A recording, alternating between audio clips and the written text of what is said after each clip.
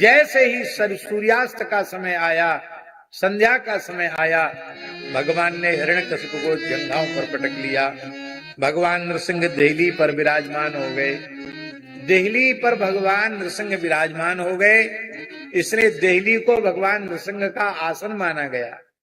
देहली पर खड़ा नहीं होना चाहिए, देहली पैर से छू जाए तो स्पर्श करके देहली को प्रणाम करना चाहिए।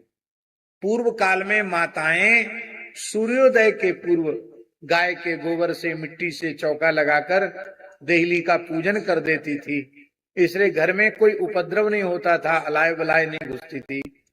अब तो घरों में देहली ही नहीं है बिना रोक टोक, इसलिए कम से कम मुख्य द्वार पर तो देहली अवश्य बनानी चाहिए। देहली आवश्यक है प्रत्येक भवन में। पुराने मंदिरों में देखा होगा, घरों में देखा होगा, सब घरों में देहली बनती है।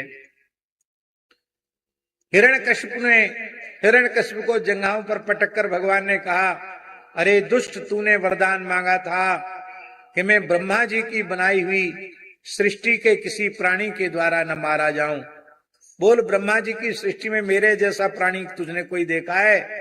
बोले, महाराज आपका मुख तो सिंह का है, बाकी आपका शरीर देवता का है, आपके जैसा स्वरूप तो मैंने कभी ब्रह्मा जी की सृष्टि में नहीं देखा। तूने वर मांगा था, न दिन में मरूं न रात में मरूं। बोल, दिन है कि रात? बोले, महाराज ये संध्या का समय है, न इसको दिन कहा जा सकता न रात कहा जा सकता। तूने वर मांगा था, न घर के भीतर मरूं न बाहर। बोल, तू घर के भीतर है कि बाहर? बोले देहली न भीतर होती न बाहर, बीचों बीच होती है। तूने वर मांगा था, न धरती पर मरूं न आकाश में, तू मेरी जंघाओं पर है। तूने वरदान मांगा था, मैं अस्त्र शस्त्र से न मरूं। बोल, मेरे हाथ में अस्त्र हैं कि शस्त्र? बोले, महाराज आपके प्रचंड नाखून, लगता है उन्हीं से आप हमारा उद्धार करेंगे।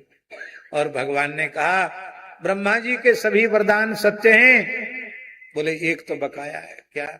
मैंने कहा था 12 महीने में से किसी महीने में न मरूं। भगवान ने कहा, तुम्हारे लिए हमने 13वां महीना बना दिया, पुरुषोत्तम मास। उस समय अधिक वैशाख मास था। बोले, ब्रह्मा जी के सब वरदान सत्य हैं? बोले, हाँ सत्य हैं। पुरुषोत्तम मास अभी जेठ में आने वाला है, इसका बड़ा महात्म्य है। पुरुषोत्तम मास में कोई भी सत्कर्म हजारों गुना हो जाता है, अनंत गुना हो जाता है। कार्तिक मास में जो दीपदान की विधि है, वो दीपदान का पुण्य अधिक मास पुरुषोत्तम मास में 1000 गुना बढ़ जाता है। इसलिए अभी अधिक मास आने वाला है, हो सके तो किसी तीर्थ में अधिक मास व्यतीत करना, गंगा यमुना आदि में स्नान करना, और जितना हो सके नियम सेवा करना, भगवान को नित्य तुलसी से अर्चन करना, और नित्य भगवान के सामने दीपक अवश्य, दीपदान अवश्य करना। बोलो भक्तवत्सल भगवान की। माई मेरे श्याम